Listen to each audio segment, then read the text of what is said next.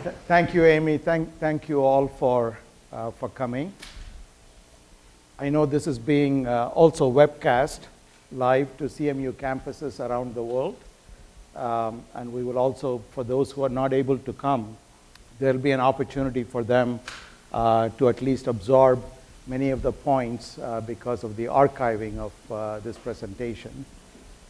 What I thought I would do today is maybe this will be the beginning, not maybe, definitely this will be the beginning of an annual event where at the end of near the end of the academic year, I would like to give an update on what has happened during the course of the academic year, what our opportunities are, what our challenges are, and what we as a community have done together and what we aspire to do in the following year.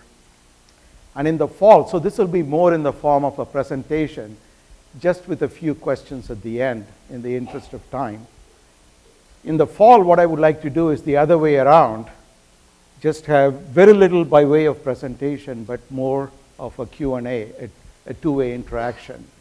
Let's try and see how this works, and if it needs modification as we move forward in future years, we can always change it.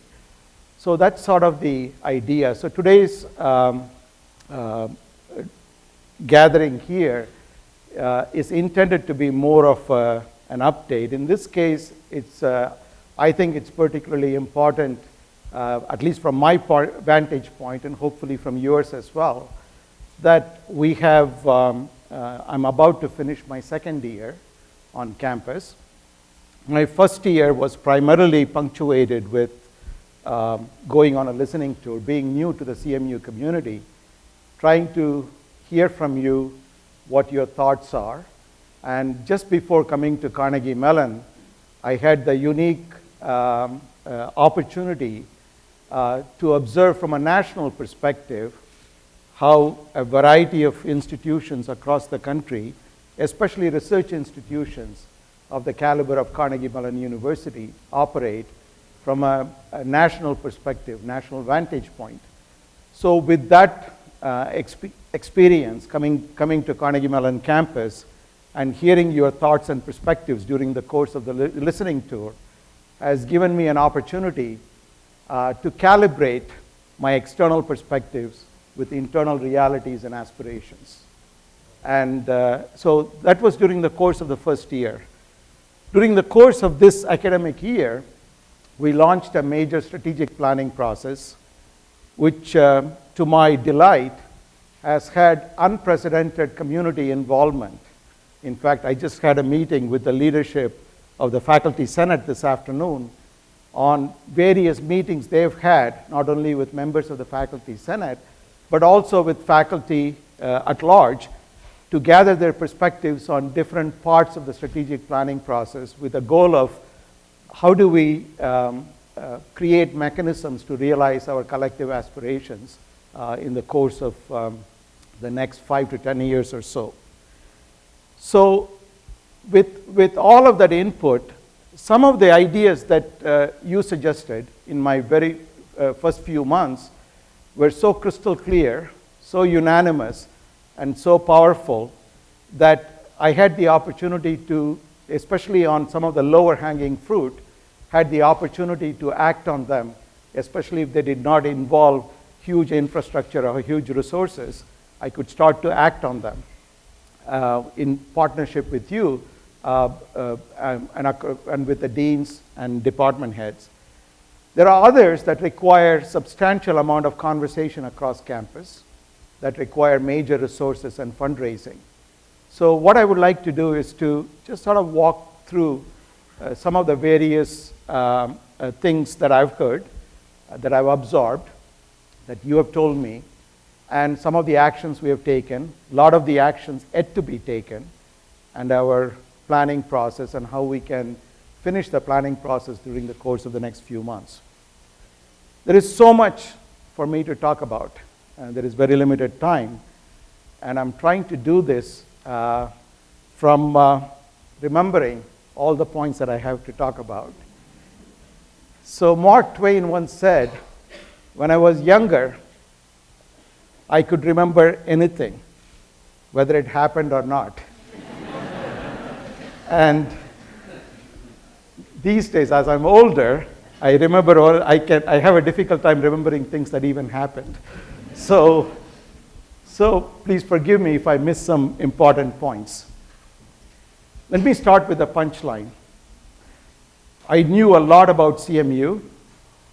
I was very proud of being given the opportunity to come here to lead this wonderful institution.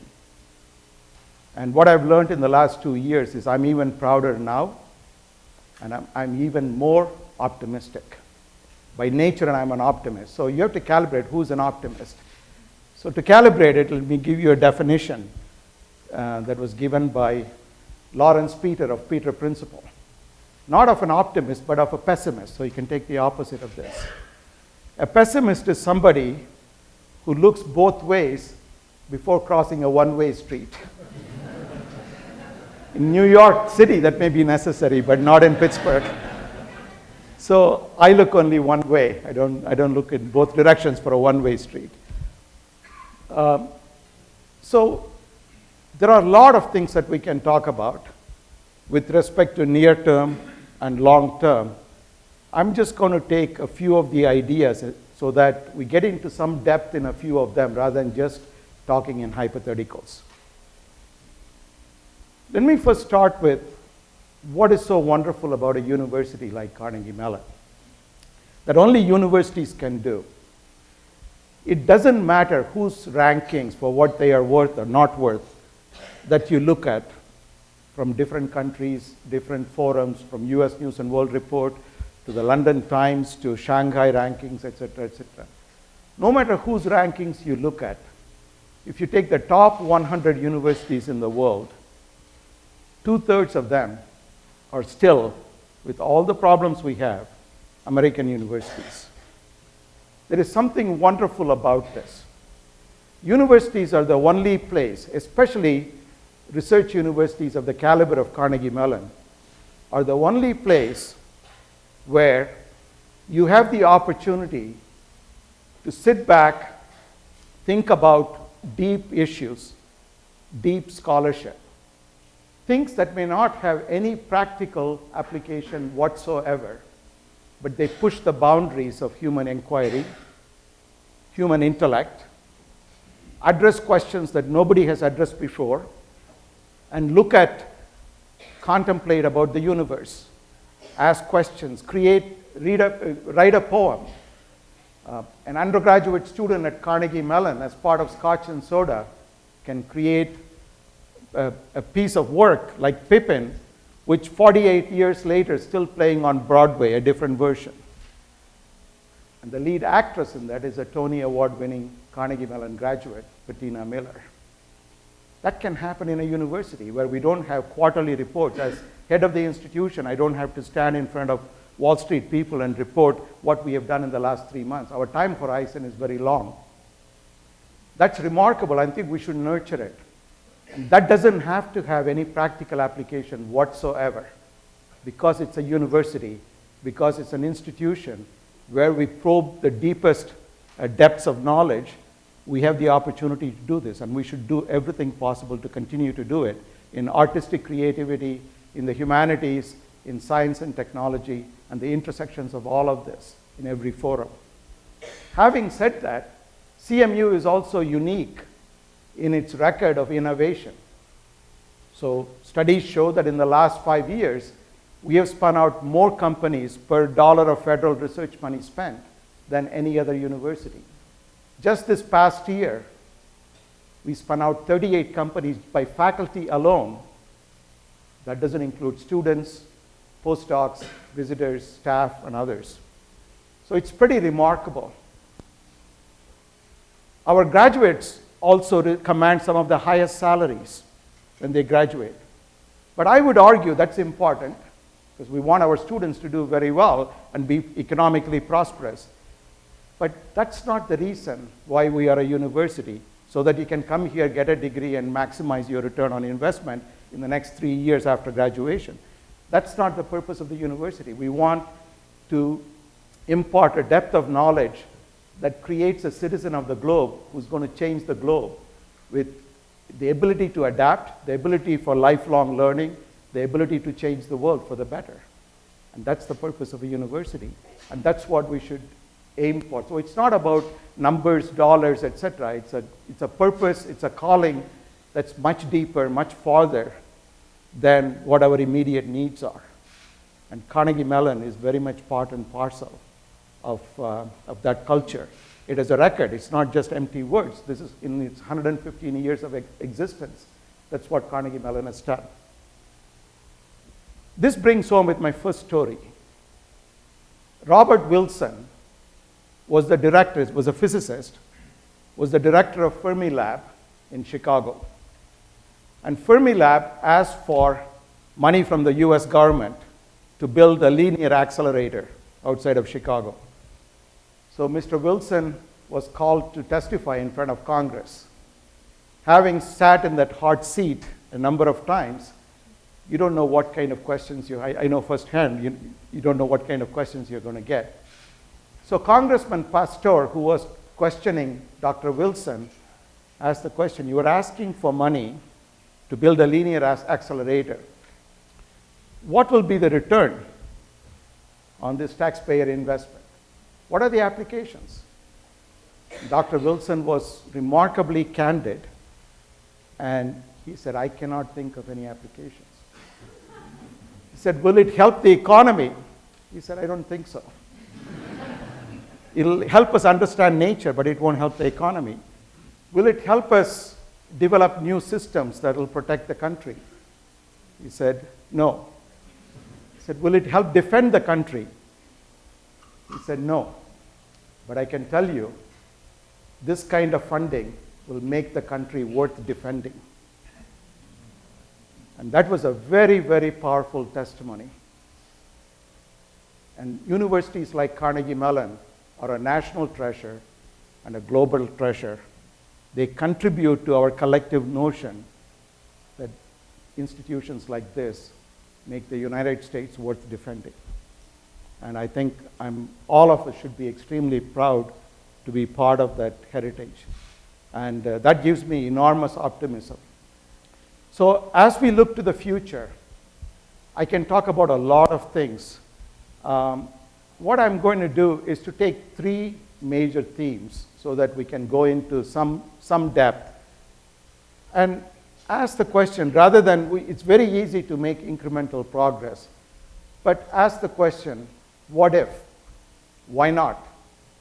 Why can't we aspire to something when we have the capacity and the history and the record? So the first theme that I want to pick up is something that came up in various town halls across campus. It's on the top of all of our minds. For a university like Carnegie Mellon to be a global leader in education, in research, in artistic creativity, in innovation, we have to be able to attract the best and the brightest students from around the world in an increasingly competitive environment for resources, for talent, and there are no global boundaries to any of this. We need to continue to do this. The highest quality students will attract the highest quality faculty. And the highest quality students and faculty will attract the highest quality staff to work in the university. And that's going to require enormous resources. So in order to achieve this, we have to focus on so many different angles of attracting talent. To me, one of the most compelling needs for any major university, Carnegie Mellon included, in attracting the talent is to making sure that the community that we have of students, faculty, and staff is highly inclusive and is as diverse as we can make it. Here is the reason for that. There are societal reasons, there are historical reasons, there are fairness reasons. There is even a greater reason than this. When we have very different people looking at the same issue from very different vantage points, through very different life experiences, and through different lenses, they're going to address the same problem in slightly different ways. by having many different people with different experiences, we enrich excellence, we increase excellence, we enrich innovation. So excellence itself gets better when we have a greater diversity. And this is an area where there is a limited pool of groups that are, given the geography, given the national history, given the population demographics, etc., we need to make sure that all people who are able to contribute to the diversity on campus have an opportunity to be considered. And diversity and excellence don't have to be mutually exclusive. In fact, as I said, diversity enriches excellence. And it cannot be, and it's not an easy thing to do, and it's not a short-term fix. So it has to be long-term, and there has to be tone set at all levels of the organization, leadership tone, at the highest levels of the organization, at every layer of the organization. There has to be a strong commitment. Carnegie Mellon has done well in certain areas. Let me give you one area where Carnegie Mellon has excelled in this. If you take one of the areas where there are very few women entering in an area that will have a huge impact in the 21st century, the area of computer science. In computer science, the national average of young women at the freshman level is 18% of the class. At Carnegie Mellon University, it's 41%. In a top-ranked computer science program, for which we have only 130 seats per year in the freshman class. In the class of fall of 2015, there will be more than 7,000 applications for 130 seats. That's the level of competition. In that highly competitive pool, we are able to attract more than twice the national average of women freshman students. That's an example of a success story. But we need many, many more success stories in this. So you have my commitment, the commitment of our highly collaborative cohort of deans, that diversity at all levels of the organization is an exceptionally important issue. I commit to putting the right resources within all the constraints that we have, so that over a period of time, we try to move the needle.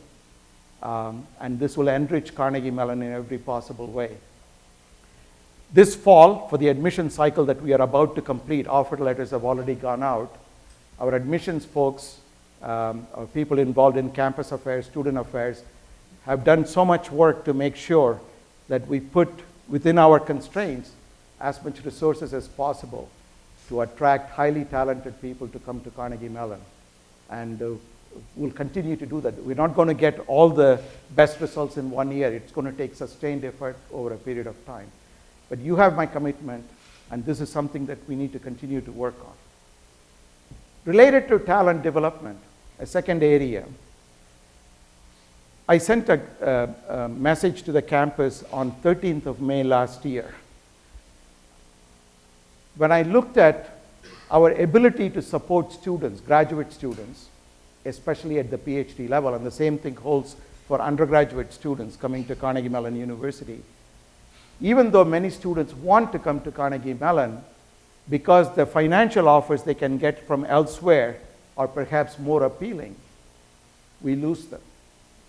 And how do we make sure that we don't lose them? Students who want to come to Carnegie Mellon end up at Carnegie Mellon. How do we do this?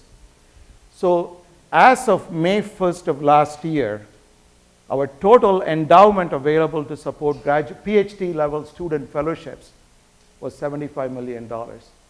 That will support the tuition of only 75 students per year. That is minuscule compared to the 2,000 PhD students we have on campus. So we launched an effort in May of last year. I'm delighted to report that in 12 months, we have $125 million worth of presidential fellowships and scholarships generated. And here are two things that I'm very proud of, and in fact, the faculty and the community deserve all the credit for this, along with the deans. Some of the faculty members, when they heard about this program, they wrote a check to the university to establish a permanent endowment out of their personal funds. And I was extremely moved by this. We've generated funds from within the campus, from individuals on campus, from nonprofit foundations, members of the board. So in the fall of 2015, we will have a cohort of 100 presidential fellows and scholars admitted, half of them graduate students, half of them undergraduate students, etc. So what gives me optimism is that in 1 year, if we can generate this level of interest, if we put this is without a capital campaign. If we put our minds to it, we have an opportunity to really move the needle in this area. So going back to what if, why not? Why not in the next 10 years? We develop an endowment of $1 billion just to support students. We can do 120 million in 1 year. In 10 years, we should be able to do $1 billion with the capital campaign, with the right machinery. So this is something that I would like to aspire to for myself with your help and with the next capital. That will really move the needle in terms of our ability to attract students. There is another point to this, which will benefit the rest of the campus beyond students. We currently spend 17% of our operating budget in our discount rate or supporting students, giving the money back to support scholarship, provide scholarships to students on campus. If we take that money, if we had endowment to support the scholarships and increase the number of scholarships, we can move the needle on diversity. We can attract the best and the brightest students. We can compete with the entire world. We can use the money freed up from the operating budget for other purposes on campus, improve quality of life. So this will give us an opportunity to do this. So that's my aspiration. In terms of quality of life, during the town halls that were held and my listening to during the course of the last 2 years, a number of ideas that came up. Because Carnegie Mellon has been a relatively young institution compared to, say, the Ivy League, because our endowment is relatively small, we have not been able to expend the kind of resources that we need to expend on infrastructure, on quality of life. But there are things we can do. So here are a few thoughts that I would like to suggest that we can do in the next 3 to 5 years. So in 2018, when the business school moves to Tepper Quad, when the current Posner Hall is freed up, we have an opportunity to create an expanded health and wellness facility on campus that will be a great resource for our students. It could also be a resource for our staff and faculty. And there is an opportunity to do this. We have classrooms that will be freed up for the entire campus with technology and capacity that we can refurbish that will improve the quality of instruction and the quality of the space in which the instruction takes place. We have heard from across campus, and I have heard during the course of the last couple of years, there is a critical need for much greater support for childcare on campus. This is something that I want to commit to. During the course of the next few years, again, when we have space available, we'll make this happen. And as we were planning for the space in the next 2 to 3 years, we'll explore mechanisms so that there are groups at work. And this is something that I would like to see happen for the faculty, for the staff, and the students. And we're not going to do it in 1 year, and we can't do all at once because of resource and space requirements. But this is something that we have an opportunity to do during the course of the next few years.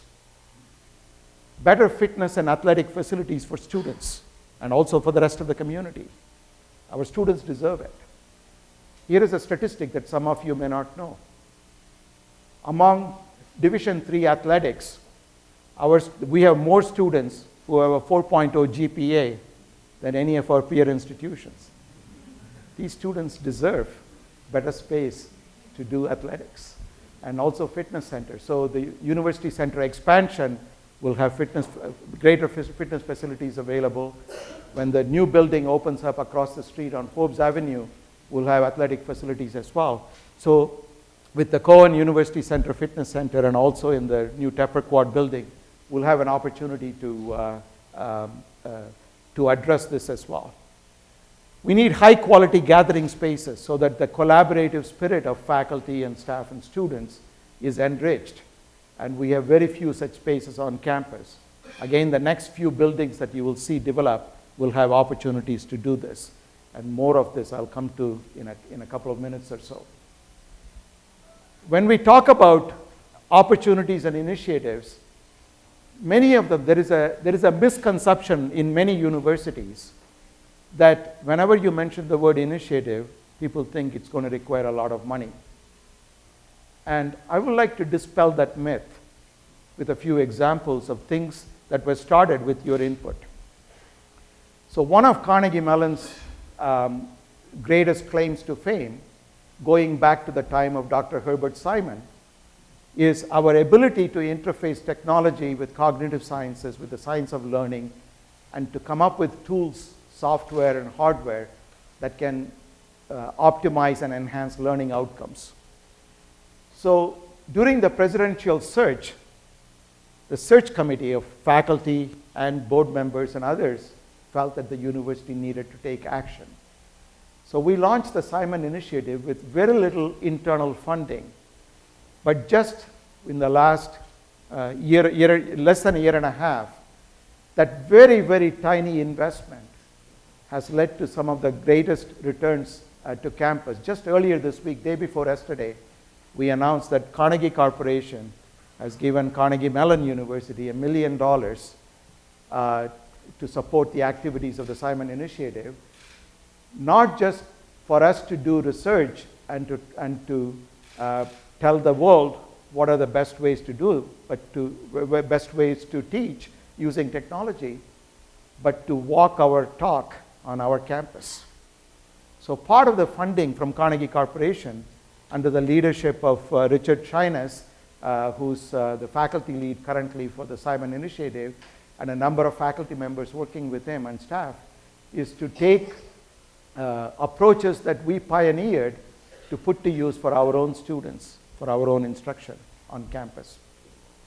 The second example, and this is an area where there will be a lot of activity. The School of Computer Science recently has announced plans to engage with the rest of the campus to create courses. So as part of this, we'll create courses in statistics and in computer science that will be available to all colleges and schools and try out mechanisms. The Brain Hub, we have 20 years of experience through the Center for Neural Basis of Cognition. And the work that has been done as part of this, and through the Brain Hub, we were able to raise significant resources in the last year, including from people who have no connection to either Carnegie Mellon or to the city of Pittsburgh, who saw the value in funding this activity on campus. Again, this required essentially no funding internally, but to create a mechanism that brings together the university in new and unique ways. Seed funding through Proceed, it's a small amount of money, but this attracted funding from other sources, from abroad, from people who had no connection to Carnegie Mellon previously, from local philanthropic organizations, from local industry. So these are examples of activities. Just this morning, with significant engagement and input from the Dean of the College of Fine Arts, Dan Martin, and the Dietrich College Dean, Richard Shines, we announced $1 million endowment for the College of Fine Arts and $1 million endowment for the College of Humanities and Social Sciences, so that we can support activities by seeding, and this is entirely at the discretion of the deans and the department heads. Provost designate Farnham Jahanian and I met with the two deans and all the department heads this morning to talk about ways in which we can help support this. The reason for doing this is because at the national scale, unfortunately, we do not have the mechanisms to support humanities and social sciences and the fine arts in ways in which we need to support them. And this is an area where we would work together so that we can raise significantly more resources to have an impact. My second theme is global impact and improving the human condition. Let's ask a what if, why not question.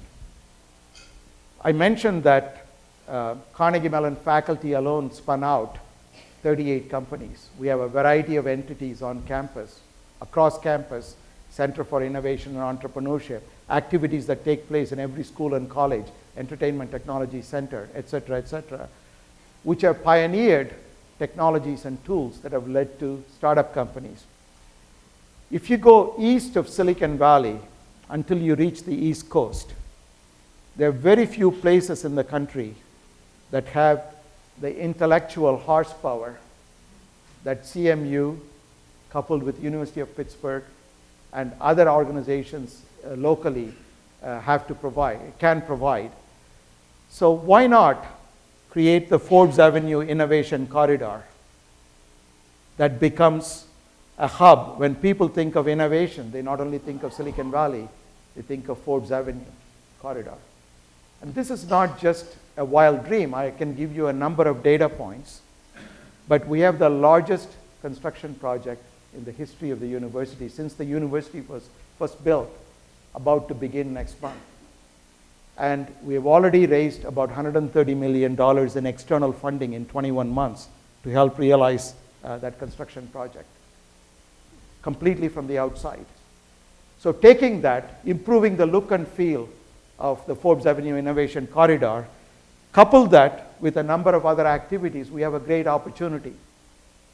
So what you see here is the artist's rendition of the first building in the Tepper Quad, the 4.5 acre space will look like. This will be the entryway 4 floors high, and construction will begin next month. This will be a university-wide facility. So this is the largest auditorium today on campus. We'll have a new auditorium that will be 50% bigger.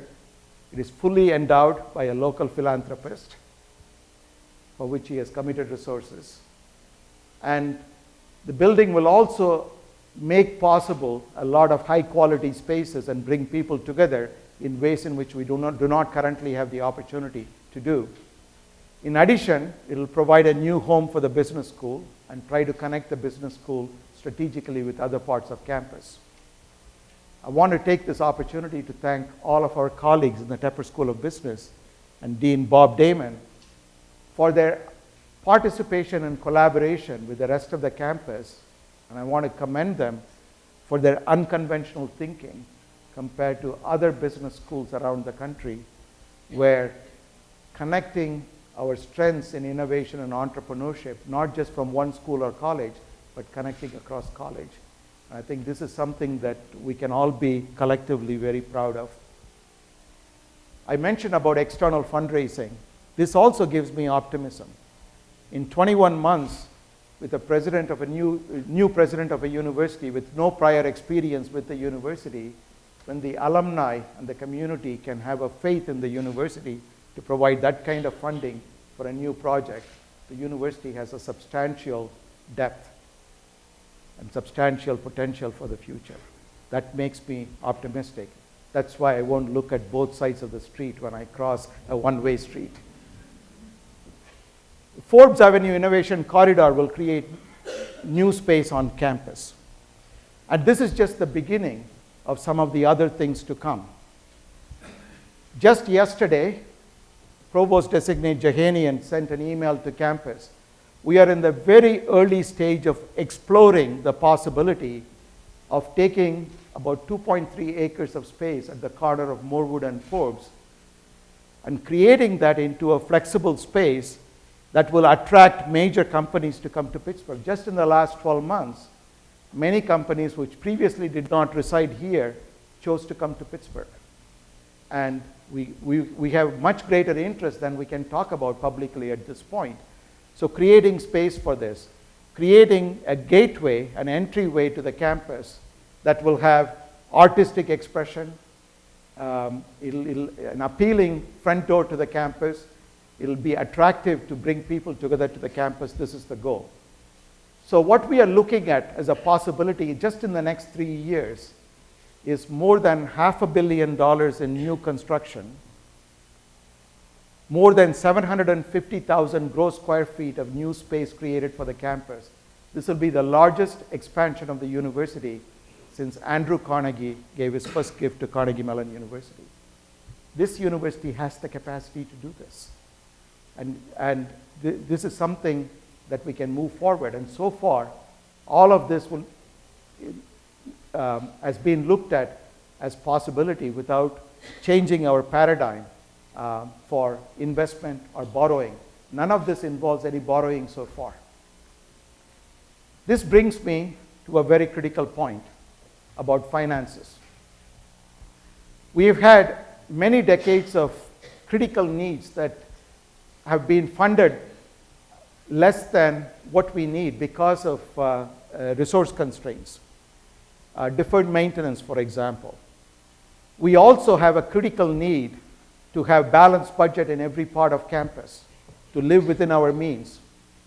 At the same time, the world around us is changing very rapidly. So we have short-term needs, and we need to invest in the short term, in technology, tools, in infrastructure that will have much longer-term returns. If we fail to invest for the short term, we will not reap the rewards ever, because there is no long term. So we need to be very prudent. We need to be very careful. We need to be very mindful of budget realities, but at the same time, we cannot stop investing. This university is very lean and does a lot with very little. But if we become too lean, we cannot compete effectively. So it's a delicate balance of striking the needs long-term versus short-term. And this is something that we need to do. That's going to require different models of engagement, different levels of transparency, different ways of collaborating among colleagues across campus, across schools and colleges, among faculty, among leaders at different parts of the campus, between University Central and different parts of campus. So I was really delighted to have a conversation with the leadership of the Faculty Senate today about ways in which our strategic planning process can bring us together so that we can engage the campus in new and unique ways. And this is something that we want to move forward. As a first step in this process, earlier this year, I created something called the Academic Leadership Council, where for the first time the deans have an opportunity to sit at the table weekly in the senior leadership meeting so we can discuss issues and ideas that can now go across campus. This is just the beginning. There are many more things that we can do. You have my commitment to bring the budget process to a new model that will benefit all of us. And in fact, I've charged our provost designate, Farnham Jahanian, who has already started great work with the deans and the department heads in having a conversation about ways in which we can achieve this. It's not going to happen overnight. We can't do it just in 6 months or so. But over the course of the next year to 2 years, collectively as a community, we can really do this. And you have my commitment that we'll have the restraint to do this. Let me also make a point that in the first year, I cut my own budget 30% when I walked in the door for my office. So I will not ask the university to do anything, even something much smaller than what I'm willing to do with my own budget. So you have my commitment for that. Let me take my second and last story. The famous American philosopher, Yogi Berra, ordered a pizza. So he called up pizza delivery guy and said, I would like a pizza delivered. So the delivery person said, sir, what kind of pizza would you like? He said, cheese pizza. He said, large or small? Make it extra large. He said, Mr. Berra, last question. Would you like me to cut it into 4 pieces or 8 pieces? Yogi Berra said, please cut it into 4 pieces because I cannot possibly eat 8 pieces. So handling finances is somewhat like the pizza story. It depends on how you look at it. Whether you have too much or too little depends on your perspective. But whichever way we look at it, we have to be very careful. That brings me to my last point, my last theme. Capital campaign. Nothing is more important to this university for fundraising because in order to achieve our potential, we need the resources. So what is our capacity? What have we done during the course of the last 2 decades? So let me go back, and here is a graph that probably most of you have never seen. I want to thank our colleagues in advancement for producing this. So we had a capital campaign in Inspire Innovation from July 2002 to June 2013, 11-year campaign. There are, just like the Yogi Berra pizza story, every university has its own definition of capital campaign. But there is one definition that nobody will argue with, because that's real data and evidence. How much cash have you actually brought in during the course of a long period of time? The actual cash that was brought in during the Inspire Innovation campaign was $832 million. So divide 832 by 11, you'll get about $75 million, $70 to $75 million or so per year. The last campaign achieved some significant milestones. At the beginning of the campaign, it was $40 million a year. On average for the campaign, it was $72, $73 million a year. So when you have change of leadership and you have transition in a university with a lot of changes taking place, usually there is a decline in funding, especially when campaign fatigue sets in. People are just burnt out. And the new president doesn't know what the university is capable of. But here is the data from the last 2 years, which is one of the points I want to make about my optimism for Carnegie Mellon. And that is, last year, we raised $144 million in actual cash. And we don't know where this year will end up. But if the current trends hold in the next remaining few months, we'll probably match last year and will almost approach $300 million in 2 years. What that means is we can do the Inspire Innovation campaign in half the time. And we don't have a campaign. And, but we have not engaged most of our alumni yet. There is so much potential. So we will be building up our advancement machinery during the course of the next many months. And this gives me optimism about the future of the university. It's not easy. It's not going to happen. Right now, we've been very lucky. The stock market is doing very well. It may not continue to do well. So we have to be realistic. But there is reason for optimism. And 2 data points don't make a trend. So I want to be very careful with this. So let me go to the last point, which is trying to think through new principles of campus engagement.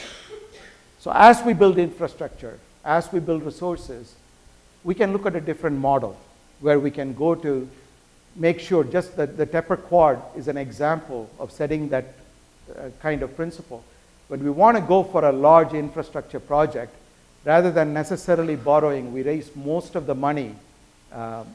We see the path to raising most of the money before we commission the project. So my hope is that by the time this large project will be completed, the vast majority of the money will be raised from external sources. We are already well on our way to do this.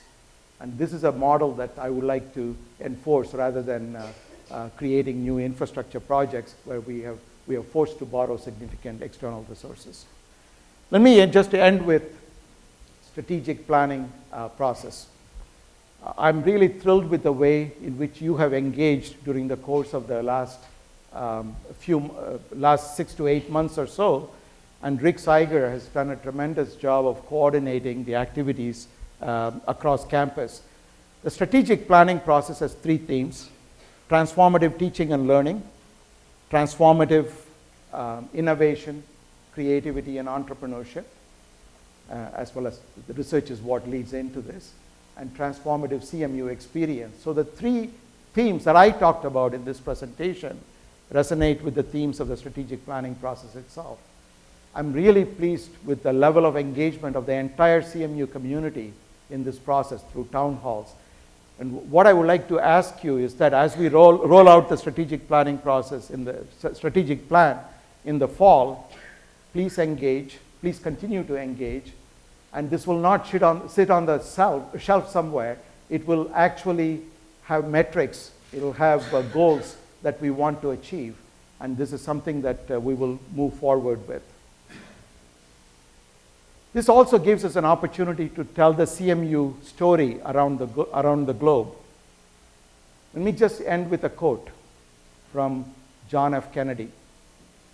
There are risks and costs to action, but those risks and costs are far less than the long-term risks and costs of comfortable inaction.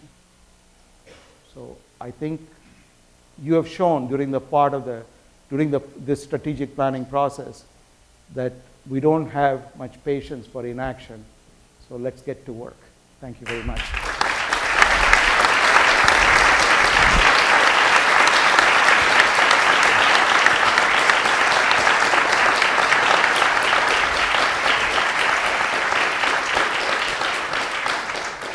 Thank you, Subra. I do want to acknowledge that we did receive a number of questions, and many of them were actually addressed through your remarks, but we will catalog all of these and include them in our resources that we are keeping for input to the strategic plan. But one question that rises to the top in terms of our university culture, many departments here are quite decentralized. And will there be any effort to connect departments in unique and innovative ways over the next few years?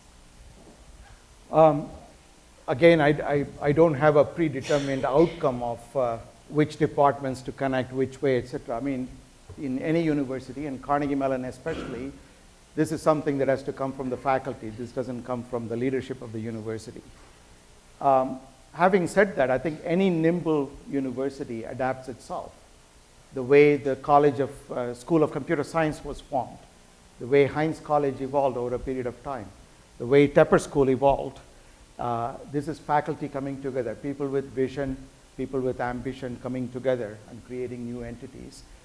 I think the way science and technology and art and technology and humanities and science, etc., intersect, some of the biggest rewards are going to be not within departments and units that exist today, that units that do not exist right now, that will be created at the intersections. And if the past is any indication with respect to interdisciplinary flavor of Carnegie Mellon University, I think we have a unique opportunity to create disciplines that don't exist today. Machine learning, artificial intelligence, science of learning, these are all areas where those are just examples of many. The whole area of entertainment technology, the way in which artistic design and technical design are interfaced. So these are all examples of things where CMU has excelled. And I would very much hope that all the departments that we have today will not be exactly the same departments that teach the same thing 10 years from now. If that's what we do 10 years from now, we would not have done our job very well. Another question relates to the fact that you talked about a significant number of donations, both from alumni internal to our institution and also from external entities. But as you look going forward, many of these new things will take more resources. And can you talk a little bit about what role all of us can play, students, faculty, staff, and alumni, in meeting those expectations? That's an excellent question. In fact, I mentioned the meeting we had with the deans of the department heads from humanities, social sciences, and fine arts this morning. This very point came up in the discussion. I think one of the things we could do much better as a community that some other universities do very well because of their much longer history is that we don't engage the entire talent that's available to us in our fundraising activities. So what does it mean? I think when we are trying to raise resources for a fellowship or a scholarship, the ask is much more impactful and effective if it comes from a student who can articulate a private story rather than a dean or a president of the university. A young faculty member with an exciting result can convey that excitement much more powerfully than somebody from the advancement office to a potential donor. And I think that's an area where we really need to build synergy across campus. If it doesn't matter which part of the campus gets the resources, everybody wins. If CMU ends up with greater resources to support all of us, I think this is where we have an opportunity to think differently. We have a lot to learn from institutions that have been very successful at it, and I've been very fortunate to be part of at least 2 or 3 of those institutions that have been in this game very successfully. So there are a lot of ideas that are out there that we can implement as part of this. And in fact, one of the things we talked about this morning is ways in which we can connect the department heads with people in central fundraising in new and unique ways in which we can raise much needed resources for those parts of the campus for which significant federal funding is unavailable at the present time. This question comes from a PhD student from Europe, and the question is, what strategies can we do to make CMU more internationally visible? That's a very good question, because just last Thursday, a week ago tomorrow, I spoke to a group of 360 university presidents from all countries in the European Union in Antwerp, in Belgium. And there were a lot of issues that come up. Let me just say this about international engagement. There are different ways to look at international engagement. Some universities view international engagement and the success based on all the places they are present in. Others look at it differently. And I would view Carnegie Mellon personally, and you may have different thoughts on this. Personally, I would view ourselves as being very successful on a global stage if we can impact the human condition and improve the human condition significantly on the global stage, in education, in research, in day-to-day life. And CMU has all the ingredients to do that in a very successful way. So that will be ultimately a success that we can measure of a truly global university, where because of Carnegie Mellon, some other part of the world was able to do something that they otherwise could not have done. And I think that will be one measure of impact, beyond how many degrees we give, where we give those degrees, etc. As a final question, you talked about a commitment to attracting diverse talent and retaining that talent here at Carnegie Mellon. Certainly that's going to take resources, but we do have a diverse community in many dimensions, and I wonder if you can think about suggestions or strategies that you would advance for us to be more inclusive in engaging the diversity we do have. So, I mean, these are not my ideas, and these have come up from many of you during the course that I've heard on campus during the course of the last 2 years. First and foremost, I would say that diversity is not one person's job. All of us have to engage in this. We all have to show commitment. We have to show sustained commitment, and we have to repeatedly ensure that we show that commitment. And from all levels of leadership across campus. That's the first point. The second point is, I think we have to constantly remind ourselves. We have people from so many different countries, people from so many different states within the US. We want to make sure that we have an opportunity for all of them to engage in the CMU experience as richly. And that's what I broadly refer to as the inclusion. And some of that is going to require resources, but not all of it. And I think everybody engaging in the community, and I was an international student in the US. The natural tendency for me would be to engage with my own community. And but Pittsburgh has so much to offer. Carnegie Mellon has so much to offer. I think coming out of their comfort zones, and this also applies to faculty and administration. I think reaching out to groups, different groups that are outside of one's own comfort zone is going to be very important for this. And those are some examples. There are other examples that I can talk about with respect to how we do searches, how we engage geographic parts of the country for undergraduate student population. There is already wonderful work done by our admissions group across the country. With additional resources, I think we can do more of this. So. Thank you.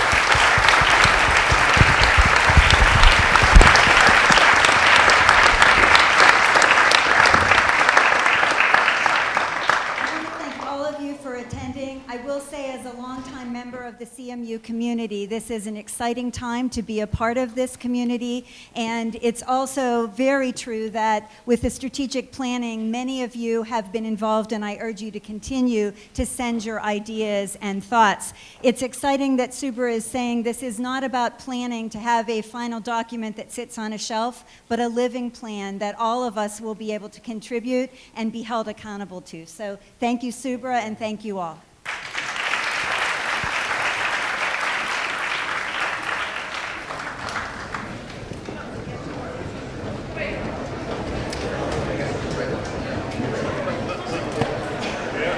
Right there.